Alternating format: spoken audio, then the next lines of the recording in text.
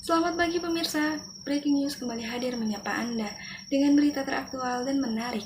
Saya Nur Hasana, inilah berita selengkapnya. Pemirsa, Presiden Republik Indonesia Prabowo Subianto telah melantik 48 menteri dalam Kabinet Merah Putih. Meski jumlah kementerian ini lebih banyak, Istana menyebut postur kabinet akan lebih fokus dan dipecahnya beberapa kementerian dan keamanan. Presiden Republik Indonesia Prabowo Subianto telah melantik 48 menteri dalam Kabinet Merah Putih. Jumlah kementerian ini jadi sorotan karena lebih banyak dari kabinet sebelumnya. Bertambahnya jumlah pos karena dipecahnya kementerian menjadi 21 kementerian. Salah satu kementerian yang dipecah yaitu Kementerian Hukum dan HAM. Menjadi 3 kementerian, yaitu Kementerian Hukum, Kementerian Hak Asasi Manusia, serta Kementerian Imigrasi dan Pemasyarakatan. Kepala Kantor Komunikasi Kepresidenan Hasan Nasbi menyebut dipecahnya beberapa kementerian justru membuat pos dalam kabinet ramping dan fokus. Justru kementerian sekarang jadi ramping loh.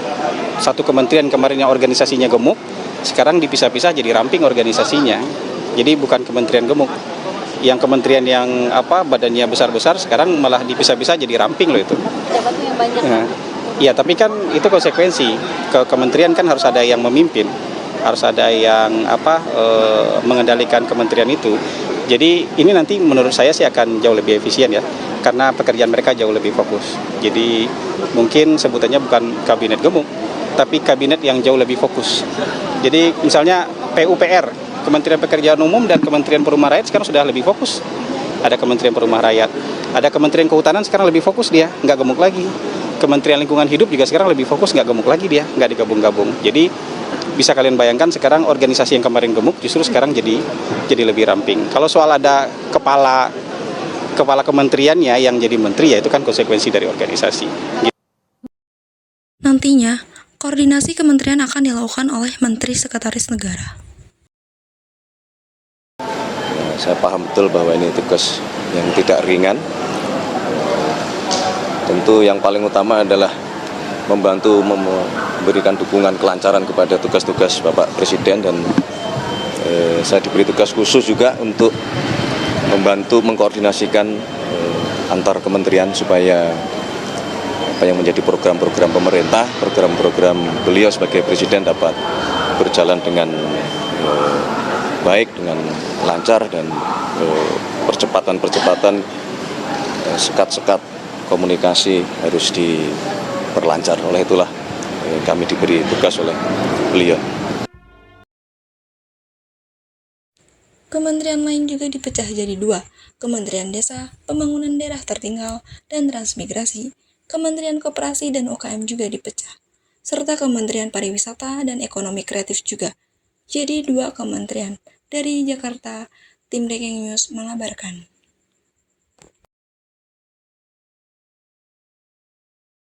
Ya, jadi susunan Kabinet Merah Putih ini terdiri ada beberapa wajah baru dan juga wajah lama. Ini ada Erlangga Hartarto selaku Menko Perekonomian, kemudian Budi Gunawan, Menteri Koordinator